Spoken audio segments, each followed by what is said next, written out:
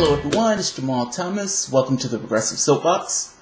So, I have another clip from Rachel Maddow. I haven't watched this, so I don't necessarily know what this is going to be like. We're going to watch it together.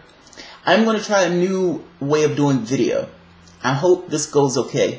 I'm going to lose the capacity to kind of be here exactly with you as we're doing it, but I am watching it with you at the same time. This one is called Donald Trump's White House, a poor source for information. Forgive the irony of the statement. Look, everybody is in a bubble. Nobody fully understands how they're perceived outside of themselves. At least not completely perfectly. Everybody gets it wrong to some degree. But this is just comical. The woman who's been screaming Russia, who's been talking about one innuendo and conspiracy theory after the other. The woman who's short on evidence, large on proclamations of things that she's going to find. The woman that said Trump didn't pay his taxes, which to some degree he probably didn't. But what she proved was for that particular one, Trump paid his taxes. This comical figure. Let's see her. Let's see what's going on. Thank you all at home for joining us this hour. Good to have you with us. There's a lot going on tonight. We've got two big stories that we are following. One out of New York that started as a criminal justice matter today. The other one that happened in Washington that is not at this point a criminal matter, but may eventually end up being a criminal matter. But in terms of understanding the importance of these two big stories that broke today, I want to go back to 2015 for a second. 2015, 2 years ago.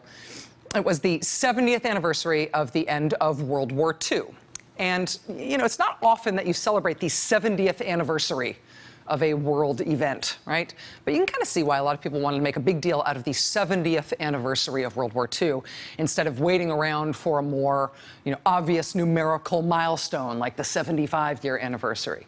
I mean, people who fought in World War II are disappearing from the earth. Even the youngest of them are old enough now that with each passing year, you lose the opportunity to personally pay them tribute before they pass. So the 70th anniversary, we made a really big deal about it around the world in 2015. It was a big deal here in the United States. It was a big deal anywhere that World War II veterans were able to come out and be recognized by their countrymen. Hey, so what's important here is, yes, I can full well understand why people would celebrate the end of that war. It was a gigantic war. And the amount of lives and everything lost, it was like 50 million people lost in that war. Now, if you're Russia, Russia was invaded during that particular war. I can understand why Russia would do something like this. I have to be honest, I don't know if China's influence in that particular war. I do know it was something going on between China and Japan in that war. And if I'm not mistaken, China suffered immensely under Japanese rule. But talking about Russia for the moment, they were invaded. They lost like 10, 12 million people. The United States gives a revisionist version of history on this front in regards to our role and our impact in that war. It's true we lost something like 100,000 people. But again, I make this point that Russia lost like 10, 12 million people.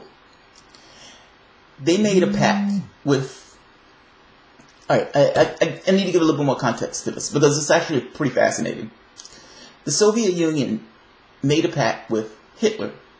The Pact of Steel. The thought was, alright, now Stalin full well understood that Hitler was going to attack him. He understood it. But he figured, Hitler's not going to attack me for another year. And this pact, at the very least, allows me to build up my military during that time. Now, Hitler came up with this ingenious plan of sorts to get Stalin to believe that many of his generals were conspiring against him. Stalin, being Stalin and a complete sociopath, murdered a lot of his generals, meaning these guys who were top-notch guys, often. This weakened him in regards to his military. So when Hitler finally did attack, many of the guys that he would have wanted in those positions were not there. Were not there. They weren't there at all. He killed them. He killed him for poor reasons because he was tricked into killing him. Now, granted, if he wasn't a psychopath, he wouldn't have murdered those people. But it's somewhat of a moot point. In doing so, Hitler was able to make extreme inroads into Russia and was able to kill a lot of people. Now, whatever you think of Uncle Joe, Stalin, that's what they used to call him. Whatever you think of Stalin, his resistance in that war, in many responses, particularly Stalingrad, broke the back of the German military. Germany, after Stalingrad, I think they lost like 1 million people. And in addition to losing 1 million people, there was, I forget how many was captured. But ultimately, I think it was only like a few thousand, like a couple of thousand that returned home after that war. That destroyed Germany at that point, or at the very least, it destroyed their forward progress. Now, it's true that the United States armed the world. It is true that that war turned the United States into a superpower. It is true that the manufacturing base of the United States was breathtaking and absolutely amazing. And we were able to put large-scale military fleets on both sides of the globe at the same time, in addition to arming our allies, Britain and Russia. It was an amazing thing. I don't like war, but there's something in me that gets a thrill out of it. I mean, I played chess. I've played chess for like 20 years. My rating, pushed my rating up to like 2032. Strategy is something I enjoy. I mean, hell, you can see my analysis for politics. All these things kind of flow through the same process. So I do get a kick out of some of the things that these guys have to come up with and problems, the moral questions that are involved in these things, the high stakes, the difficulties. It does thrill me to some degree. My point is, I can understand why these guys would celebrate it to this level. But Maddow is right. This is not just for posterity, and it's not just to show off or to commemorate the war effort. It is to show off your military. And it is to kind of give this thing to the rest of the world saying, these are our capabilities. She even said in the story, many of the weapons, I think it was like 80% of China's weapons, had never been seen before. So, or had never been shown to the public. If these guys are out there doing it, and these guys are out there showing their military, and they're having this huge display of force in that sense, they're doing it for a reason. It's not willy-nilly. It's not random. They're doing it for a reason. And the fact that these things were similar between Russia and China gives this idea that those two, in some way, are aligned. I honestly believe it. I think if anything happened to one, the other would come to the other's aid. That's conjecture. I can't prove it. I think it's true. She's wrong on one point, though. She's mistaking cultural difference for difference. What I'm saying is, there is a difference in the way the United States displays its military stuff. But that difference doesn't really have a distinction. For the most part, we do get across our military. We do advertise our military. We sell weapons all around the world. We spend $1 trillion on a military budget. Do we need to show weapons to everybody when people know that we spend $1 trillion on our military budget, not including back even the... Once you include the black budget, it goes into over $1 trillion. Particularly if you're including all these agencies that funnel money into the military. Right before 9/11, the day before, Rumsfeld comes out and says the United States, or the military, lost $3 trillion with a T. That's an astonishing amount of money. We spend gobs of money on military. No, we don't have to march these things down the street for the whole world to know we spend 9 times more than any other nation. 9 times more, than the next 9 nations combined. More than the next 9 nations combined. Do you really need to march your military down the street when the entire world knows that you spend that much on your military? Even to the expense of, or to the detriment of bridges, roads, making sure people are fed, making sure water doesn't have lead in it, environmental collapse or environmental damage. Just basic people. We're okay with homeowners going bust. We want to give the military more money. We're okay with streets having potholes, our bridges falling. The military needs more money. Hey, this guy doesn't have anything to eat and he doesn't have a home over his head. I don't know how we're going to pay for that, but the military needs more money. You don't have to march your weapons down the street to get across how much you love and revere your military, particularly when you're going into other countries and murdering civilians with that expensive trillion-dollar military. But you know what? In Russia and in China in 2015, even as everybody was making kind of a big deal of it, Russia and China went to a whole nother level. They went hog wild for the 70th anniversary of the end of World War II. And not just in a way that had them celebrating, you know, the survivors of that war, the folks who actually fought in those wars. No, what Russia and China did for that anniversary in 2015 is that they decided to hold absolutely gigantic, unprecedentedly gigantic displays of their own national military power. It was an unusual thing. China organized what may have been one of the largest military parades in modern international history. China showed off, look at these, the tanks and missile launchers, a lot of them in this weird, intense digital blue camo. They showed off their domestically made drones and aircraft. In fact, they took great care to make sure every single weapon, every single missile, every single vehicle they showed was domestic, was Chinese made, no foreign weapons. There's actually something really interesting about that point. All those weapons were made in China. That's fascinating, right?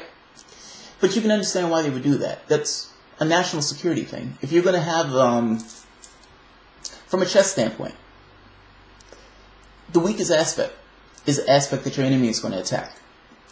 What I'm saying is the fact that they have that in-house, to some degree, strengthens them. It's not a situation where they need to go somewhere else to get this equipment. They can build it in-house. They have like 1.5 billion people in that country.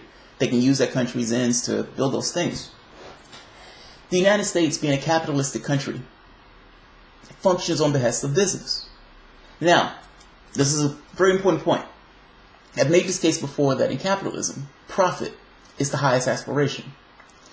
Just by definition, if profit is the highest aspiration, the maximizing of profit, if that's the motive and incentive that people use to function throughout the world, just by definition, everything else is subordinate to that. Profit is not real. It's a mass hallucination. It's real within the system itself, but from a reality standpoint, it's not real. And yet, it's taken priority over things that are absolutely real and important. People, the environment, but also international security, believe it or not. There are certain things that we don't have access to. Meaning, because we've got our manufacturing base, in order to essentially increase the wages for the people, for the top 1%, there's certain things, I forget, it was like silicon chips or something, that we require for our devices. Those aren't things that we readily have access to, and we would literally have to get them from somewhere else. We didn't do this for any good strategic reason. We did this because those particular companies found it to be a profit motive, an incentive to do so. Think back to what I said about how the armaments were created in the United States because of our manufacturing base. They woke a sleeping giant. And the government told those companies, up your capacity. And not just up your capacity. From here on out, you're not going to be making cars. You're not going to be making this other stuff. You're going to be making weapons. You're going to be making armaments. We're in a war. The world's at that state. This is important. Go do it, and we'll give you the money for it. The companies originally said no. Because they thought, well, look, we don't want to get stuck with all of this extra resources at the end of this war. We're not going to be able to sell all these products. The government says, don't worry about that. We'll give you the money for it. At one point, the government owned, I think it was like 60% of those companies. The U.S. government turned around and sold it back to those companies for like 3 cents on the dollar. It's amazing when you hear about it, but it is true. The point I'm making to you is the fact that China can do all that stuff in-house we ourselves, even though we had that capacity at one point, in order to make more profit for very few people, for the 1% and the super, like 0.1%, we ate ourselves. We gut ourselves. We disemboweled our manufacturing base for the profit of a very few. Understand why they do this. Workers are expensive. If I can ship a job overseas and I can pass a trade deal, based on that trade deal, I can ship that job overseas, I can pay somebody $3. If that person was in America, they would be paying $15, $16. I've gotten rid of this American worker. I've crossed them out. By the same token, the production capacity is still there.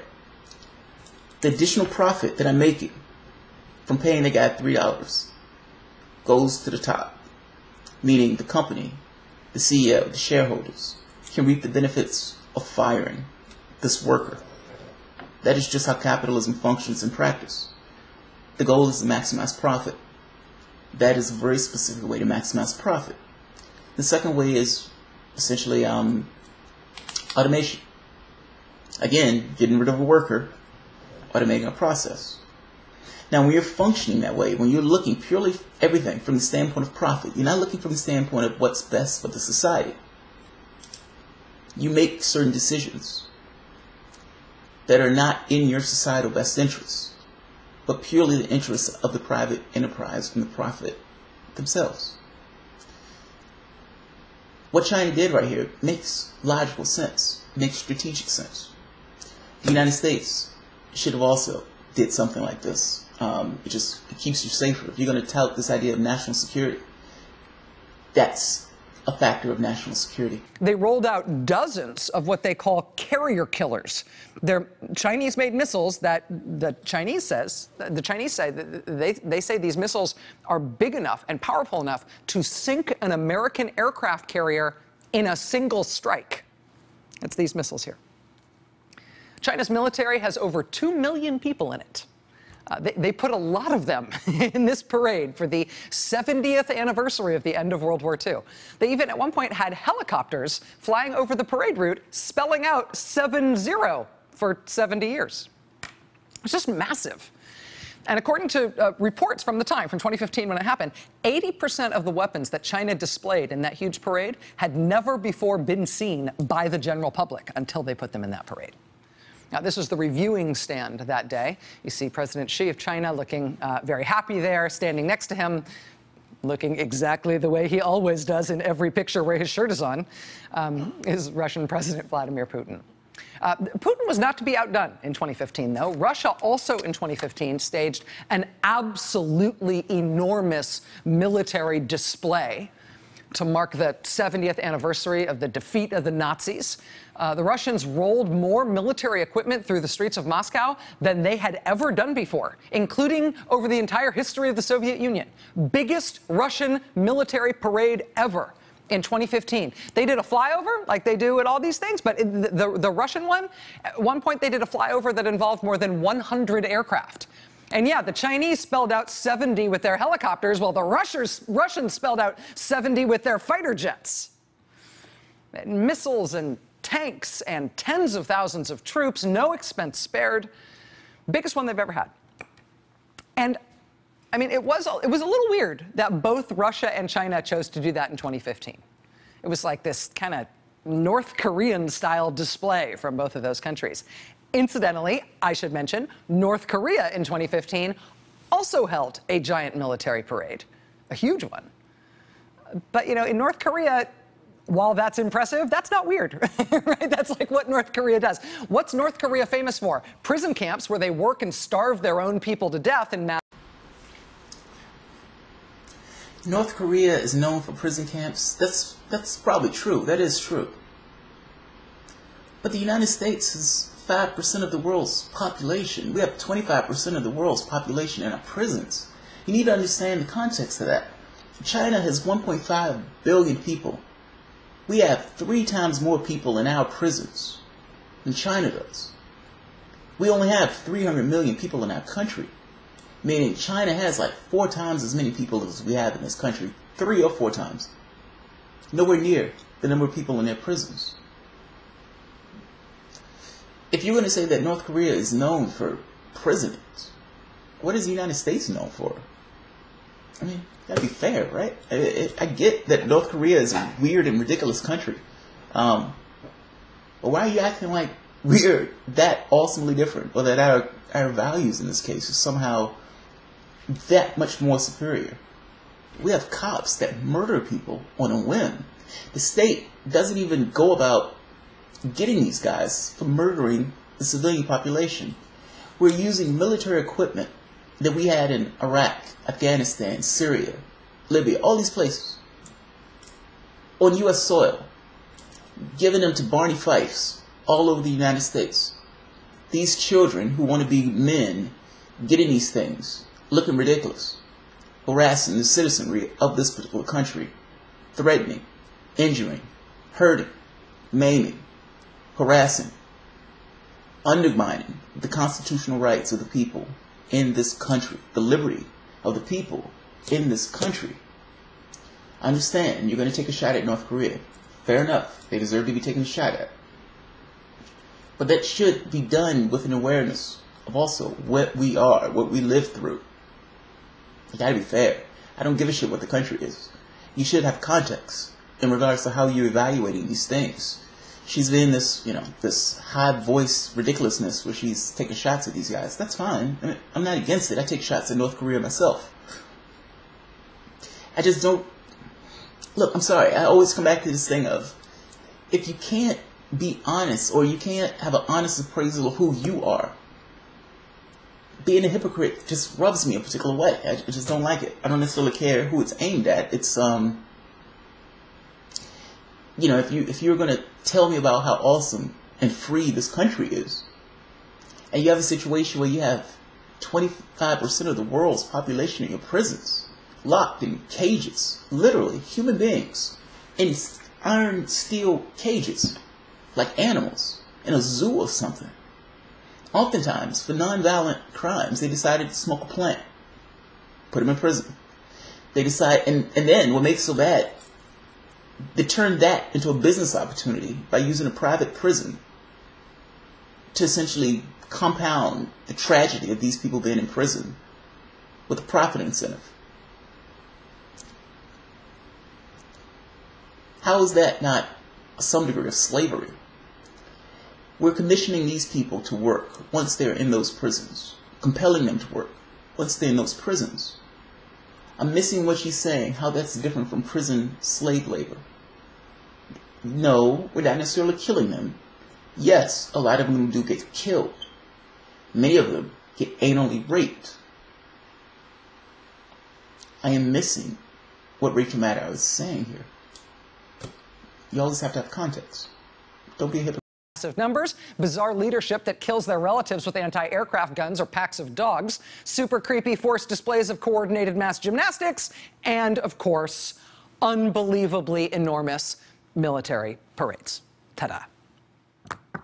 And look, in 2015, they did the thing with the 70 as well, and I think those were like biplanes. Anyway, no expense spared. Russia, China, North Korea. There is no law against parading your military, whether or not it's an important anniversary. But, I mean, through American eyes, this is a little weird, right? If this stuff gives you the willies a little bit to look at, it's because it's supposed to. This is an unabashed, uncomplicated, undisguised display of military threat, military prowess, or national insecurity, depending on how you look at it. I mean, this is not something that we do here in the United States. Although, when our new president was planning his inauguration this year, there were some strange signs that maybe the United States was going to approach the Trump inauguration with sort of a Pyongyang accent. The president-elect told the Washington Post the week of his inauguration, before he was inaugurated, quote, "We are going to show the people as we build up our military. We are going to display our military. That military may come marching down Pennsylvania Avenue. That military may be flying over New York City and Washington, D.C. for parades. I mean, we're going to be showing our military." The day after the president-elect made those comments to the Washington Post, with nobody quite knowing what to make of that, the Huffington Post took him seriously and followed up with sources who were described at the time as being familiar with the plans of the Presidential Inaugural Committee. And what those sources said at the time was, in fact, the Trump administration really was making inquiries, really was talking to the Pentagon about rolling the tanks down the streets of Washington, D.C. Tanks, missile launchers, MRAPs. What else you got? Jessica Schilberg was the reporter on this piece for the Huffington Post. This is right before the inauguration. This is from her piece at the time. Quote, during the preparation for Friday's transfer of power, a member of Trump's transition team floated the idea of including tanks and missile launchers in the inaugural parade. The source said, quote, they were legit thinking Red Square / North Korea style parade. Okay. I mean, he's a Republican. He's a right-winger. They love military. They love killing people. Yeah, it's a little disturbing, but it doesn't necessarily shock me, per se. I guess I feel like we keep ending up in this place of optics versus reality. Or optics versus substance. I care more about the substance of it than the optics of it. Yeah, both of them are important, but look, if you're going to have a situation where you're spending $1 trillion on your military, does it really matter if you're parading that military around, down the street or whatever? If you're in a situation where your government, your population, is perfectly okay with the president asserting the authority of the king to invade other countries and murder civilians of those countries, willy-nilly, on his own might and his own will, without any intervention from Congress or the judicial branch, that's a militaristic endeavor that shows this high degree of, violence within the culture. If Donald Trump wants to march that down the road, there are probably going to be a lot of people who think that's fucking awesome. Yes, again, it's creepy, it's weird. But is it substantively different than how we operate under normal circumstances? No, it's not. It's not. We're a violent culture. We murder people at a whim. And oftentimes, after we murder those people at a whim, we take the position that, we did it for good reasons. Or they should just get over it now and just kind of move on. Or we can't really help you anymore about this because we did what we can, so scoop. That's our culture. That's our society. We've always been that way. Optics versus substance. I guess that's what I'm getting at. It's optics to do that with the military. But the substance of it is Obama. No, he didn't march it down the street, but he damn sure used military. Trump exceeds Obama in regards to his use of military and his penchant for murdering civilians. Does marching weapons and so forth down the street bother me as much as murdering thousands of civilians and invading other countries without congressional approval or justification? Effectively, a criminal act. No. In comparison, I don't really care about the weapons. I care about the... I remember that week, right, leading up to the inauguration, there was a lot to get used to. There was a lot weird in the news that week. That report in particular, though, stood out. It stuck with me. I think it stuck with a lot of people, even after the White House denied it. Asked for an on-the-record confirmation of what Huffington Post was learning through its sources, the White House demurred and said that all requests for comment on this issue should be directed to the Defense Department. They weren't going to talk about it at all. The reporter Jessica Schilberg later explained that when she asked the White House in December about these plans they had heard about to use military equipment during the inauguration, quote, a Trump aide refused to address the matter on record, but offered a vehement off-the-record denial. A vehement denial. Oh, no, don't be crazy. We were never considering that. Well, that Huffington Post reporter stuck with that weird little story. She filed a Freedom of Information Act request, not with the White House, but with the military. because remember there was an asker, but also an askee. And now she's been able to publish the evidence showing that, in fact, the Trump folks, the Trump Inauguration Committee, really was, quote, seriously considering adding military vehicles to the inaugural parade. Quote, the conversation started as, can you send us some pictures of military vehicles we could add to the parade? This Defense Department official then says to his or her colleague, quote, I explained that such support would be out of guidelines. Quote, I'm extremely reluctant to produce an improvised list of military vehicles that we might be held to. Also concerned that we as a command need an opportunity to staff this request and to make deliberate decisions about vehicle choice and configuration, paint scheme, uniform for crew members, etc., before we start providing pictures which might be regarded as binding.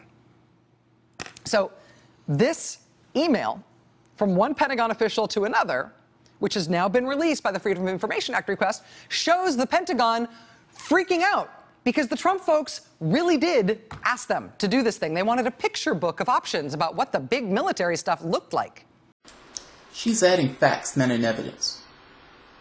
Who said they were freaking out? They were answering the question that Trump posed. Hey, we want to run military equipment down the street like North Korea and China and Russia. Yeah, that's difficult because there are logistical concerns to pull this off. That doesn't sound like freaking out to me. That sounds like them answering the question. Why are you adding this stuff to the process? Also,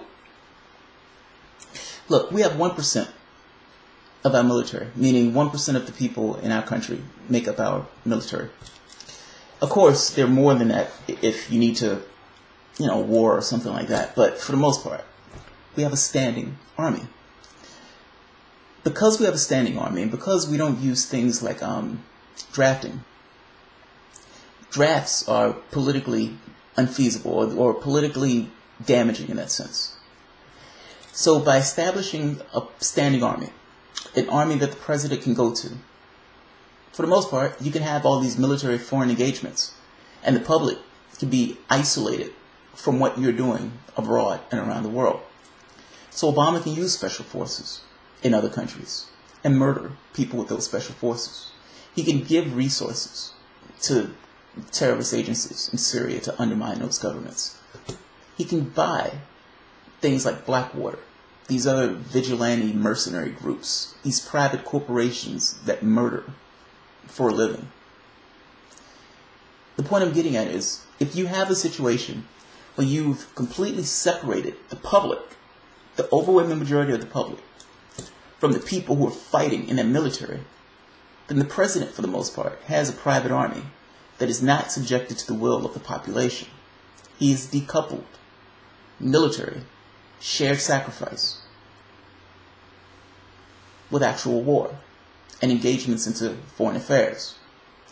Now, if the president came out and said, hey, I need your kid, I need your brother, your sister, your mom, your uncle, I need them to go into this foreign country and I need them to murder somebody, you're going to say, well, wait a minute, why are you doing that? I don't necessarily think I want to invest my blood into your pursuits. Now, if he's not asking you for your brother, sister, mother, cousin, and he has somebody who was enlisted, who decided to be a part of that standing military, he no longer has to go to the public for that. He can make this choice on his own and send those people off. The point I'm making again is, this is an issue of substance rather than optics. It is far more damaging, it's far more disturbing that the president, at a whim, can use the military for foreign engagement without including the American people in that decision, without including Congress in that decision, without the public even caring about that decision. George Bush murdered upwards of 1 million Iraqis. Anytime mainstream media talks about what took place, the only thing they mention is, well, we had 3,000 Americans that died. The million of Iraqis that we murdered, tortured, destroyed their land, their architecture, their infrastructure. That doesn't come up. It doesn't matter. The American population, for the most part, doesn't care. That depraved empathy, that mental illness, in essence, that is far more damaging, that's far more disturbing than running military equipment up and down the street. I understand the show of force is slightly disturbing, but I make this point that being unempathetic in regards to the suffering that you're causing on other people is far more important, and it is far more indicative of your society than just running military up and down the street. It's over the top, it's optics, it's branding, it's all that stuff. But the substance of it is true. Meaning, if Trump did that with the military, that is an accurate representation of what this country is and how this country regards military. And for that matter, using that military in all sorts of engagements. We want to cheer the troops on. We love the troops. The troops are awesome. But we don't really want to do anything to not put them in those shitty situations. If you love the troops, my cousin is in the military, Chris. If you love and support the troops, Aisha's brother, military, that's my wife. Do you really, which is more important for that? Do you think loving them, caring about them, those words are subjective? I don't know what those words mean. To me, if I say, I care about the troops, I want to keep those troops from being uncomfortable. I want to keep those troops from having to murder other people. I don't want that on their conscience. I don't want that on their minds. I want to keep them from being shot at by other people. I don't want that on their minds. I don't want their mental faculties breaking down because of the stress that they're put under. If this country calls them to act in some heroic pursuit, it should be a damn good pursuit. And it should be a damn good reason for them to give that sacrifice. For the past 20 years, 30 years, 40 years, that really hasn't been the case. The point I'm making is, even if Donald Trump did this, for the most part, it would be representative of the culture that's doing it. Donald Trump in this case is not doing something that's aberrant. He's doing something that's representative of our reality. There's a difference in those things.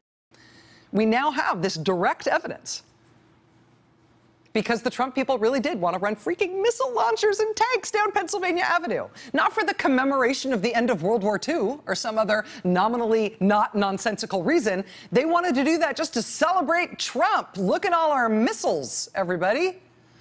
And, you know, credit to Jessica Schulberg, that reporter, for staying on that story and giving us what is now the real history of what happened there. The real story of it, which we otherwise would not have gotten without her reporting and without her continuing to report after the White House vehemently denied it. And I think there are two sort of revelations that come out of this, one big and one small. The small one is, oh my God, they wanted to do that. The bigger revelation from this is that there is no use in going to this White House for factual information. And I don't say that lightly, and I don't say that with any ad hominem intention. I mean it because they've proved it. This White House and the last White House, right, Rachel? You're acting as if this just started, meaning the lying of the White House. When Obama came out and he said, well, we really haven't been killing that many civilians. That was a lie, right?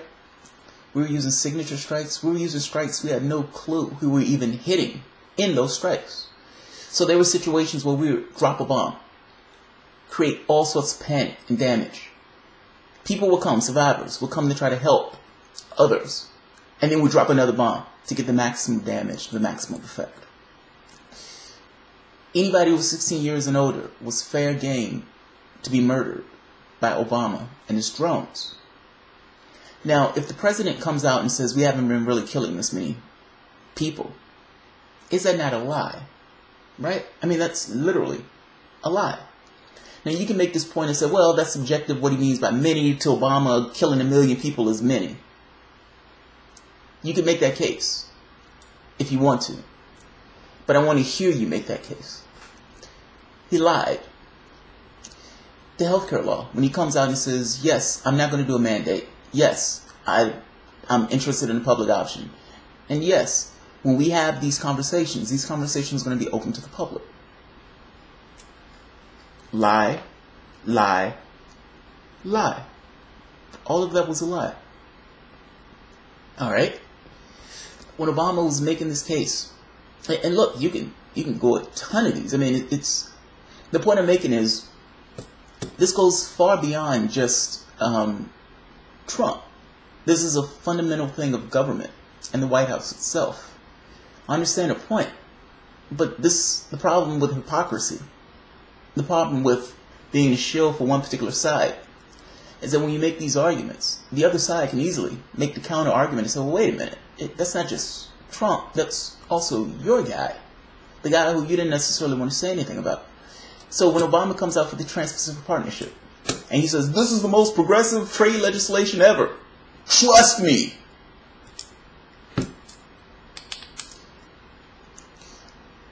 Tell me, Rachel, the fact that he had to go and change the designation of a country that had slavery in order to get that country into the trade deal. When did slavery become progressive? You have the indignity of a black president, the first black president, African-American president, the son of slaves in this case, or the ancestors of slaves, working to get a country that has slavery into some shitty trade deal that he came up with. When he said this is the most progressive trade deal, and it literally was giving up U.S. sovereignty to multinational corporations. When did multinational corporations undermining United States sovereignty become a progressive issue, or at the very least a progressive cause? That's a lie, right? Rachel, there's slew of these. My point I'm making to you is these people be telling the things that Obama says. Obama, he bullshits, like most politicians. Bullshit. The problem is, Donald Trump lies horribly. And his lies are not that good. Like, it's almost like he lies about ridiculous things. My mom used to call my dad a habitual liar. He was. It's like the stuff that he would lie about. It's like, why are you lying about this? Like, why is this on the agenda to lie about? What are you getting out of lying about this particular thing? That's Donald Trump. The things that he's saying are so ridiculous and absurd that you can identify it right away. Oh, that guy's lying. He's full of shit. Now, his supporters don't necessarily see it in the same way that Obama's supporters don't necessarily see it. They're on their wavelength. So the things that they're saying to them looks legit as long as you're on the wavelength. When you're not on the wavelength, it's easy to see that the person is lying through their teeth. Beyond easy to see that they're lying to their teeth, there's also a cultural reason why they believe him. Some of them have this thing where they will look at the things he's saying that are somewhat hateful and racist and misogynist, and they would say, well, he's just telling it like it is. That's not all of them, of course. A lot of them were completely bothered by the things that Trump was saying. I would maybe say maybe a majority. But you still had this strong component that for the most part heard this rhetoric and thought, oh, this guy's just telling it like it is. He's speaking truth to power. He's being honest to me in the way he's saying these things because he's speaking truth to power. So in that sense, they gave them this idea that, oh, Trump is being honest with us. So they took his word for it. Again, that's not everybody. I don't even think that was majority per se. And the reason I said I don't think it's majority because Trump didn't have a huge number of people voting for him. Ultimately, Hillary Clinton was just driving people away. Lying is not an invention of the last 3 months, Rachel. It's not. Pretending that it's such is absurd. Even if the thing you are trying to get factual information about is just the behavior of this White House. Hey, White House, hey, administration, did you guys do this thing? Whatever they say in response to a question like that should not be taken as evidence as to whether or not they did that thing. And it sounds terrible to say that about your own government, about the leadership of your own country, that they can't be trusted in any circumstance to give you factual, truthful information. But in the case of this administration, I really don't mean it in a mean way. I mean it in a specific and strategic way. I mean it in terms of how we as Americans should be approaching the news about our new president. How to approach what counts as factual advancement of our understanding of what is happening in our country and in our politics and in our government.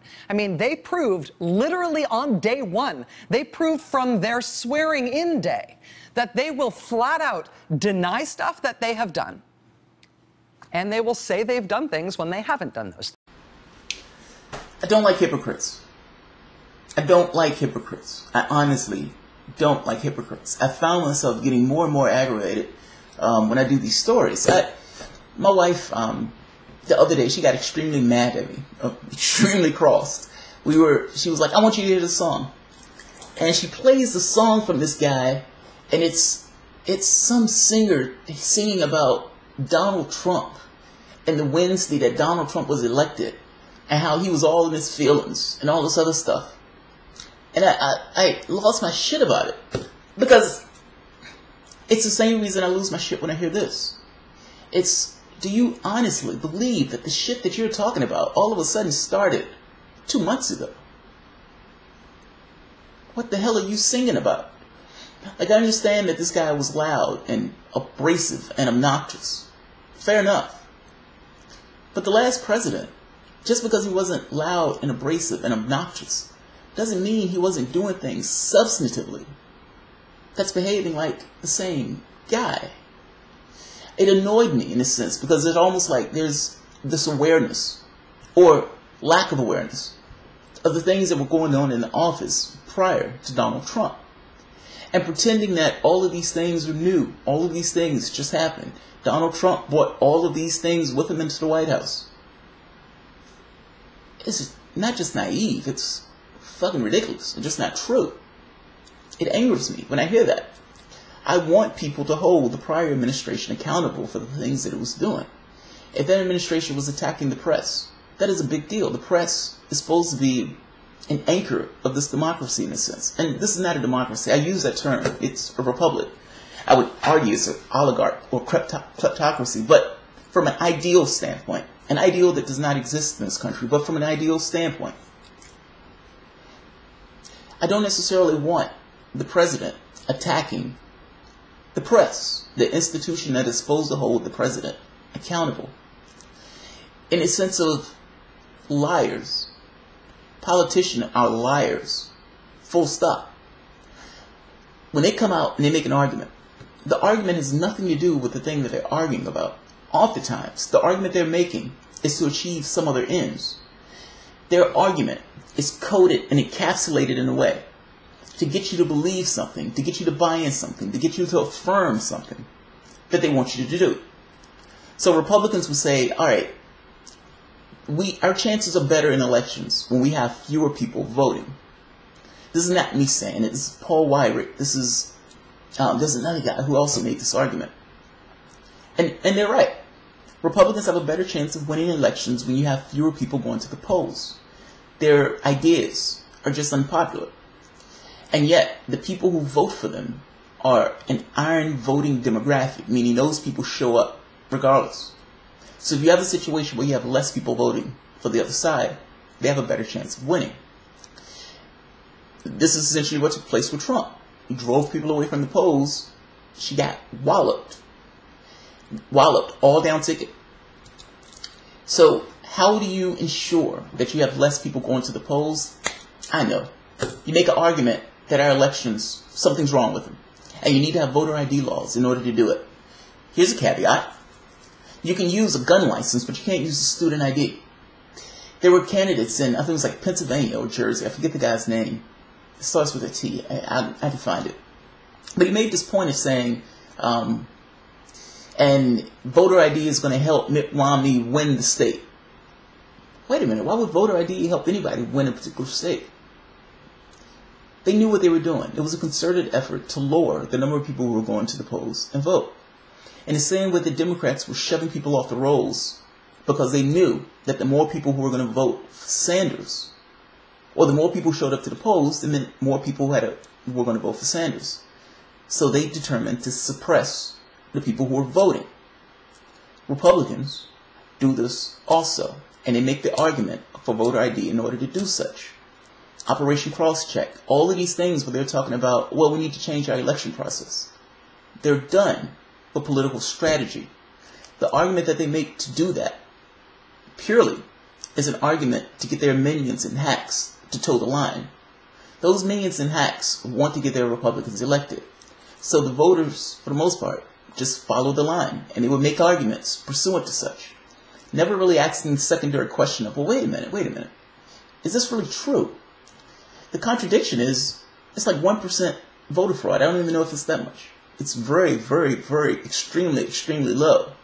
But they were ripping hundreds of thousands to millions of people off the voting rolls in these countries or in these states. So in order to stop an almost non-existent percentage, they're willing to get rid of millions of people off the rolls. It doesn't really fully make sense. And it doesn't have to make sense. They don't care about it making sense. The people who are supporting that party, for the most part, just toe that line. It doesn't matter to them. The argument is purely there to get across whatever they're trying to accomplish, their political objectives. Rachel Maddow is saying it's like Donald Trump is some platypus or some weird unicorn of sorts. That is just politics in general. He may do it more. He may be more flagrant. But don't act like the people that you were supporting. You had a candidate that you were supporting full-throatedly that literally had a Clinton Foundation where she was taking money from private enterprise and selling weapons and access to other countries around the globe. When you asked her about it, she was like, yeah, there's nothing to see here. We do good work. That's a lie. That's a lie. Those speeches, those internet things, all those things that Hillary Clinton was talking about, the Trans-Pacific Partnership, whether she was talking about her interest in Wall Street and how obsequious she is to their wants, whether they were talking about Social Security, whether or not they were going to privatize it. And she was potentially going to privatize Social Security.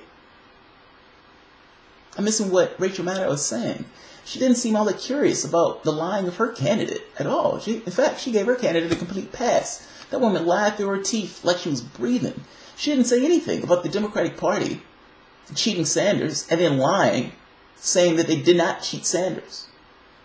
I'm fundamentally missing. Why all of a sudden Rachel Maddow was on this high horse about lying when she was perfectly okay with lying when it suited her ends. For that matter, Rachel Maddow is lying through her teeth on her show for the past 3 months. Hey Rachel, Miss Maddow, did Russia hack the elections? And if Russia hacked the elections, can you show me evidence to get across that Russia hacked the elections? Show me the evidence that the FBI looked at their servers. Well, they didn't.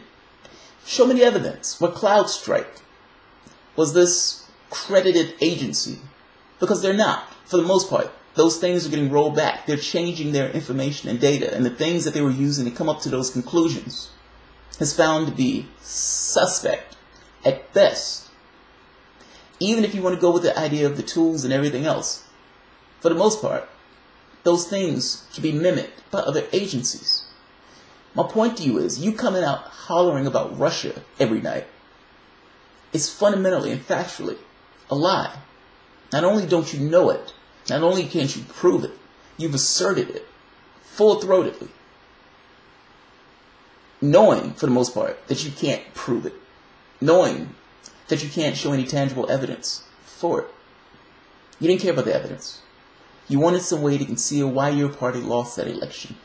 And you've come out and asserted this Russia thing over and over and over again to essentially cover and hide for them. You can hit Trump on lying, that's fair. But don't you see, when you're in a position where you're swinging from a position of a hypocrite, that swing doesn't really carry much weight behind it. Ultimately, you can be ignored as a shill, as bias, as functioning purely from a state of non-integrity for a political apparatus. That is what you're doing. Meaning those people who are criticizing you for real and true reasons. It is true that Donald Trump is a goddamn liar. That's true. But it's also true that your party is the same. And if you're functioning at the behest of a machine that is a liar, and for that matter, a group of murderers and psychopaths, the fact that they're trying to start a war over something that's not real, that they can't prove politically, purely for political expedience. I get you one point thing is that Trump, what about you and your party? I mean, come on, be honest. Things. And that ends up being important for approaching a hilarious and creepy story like this.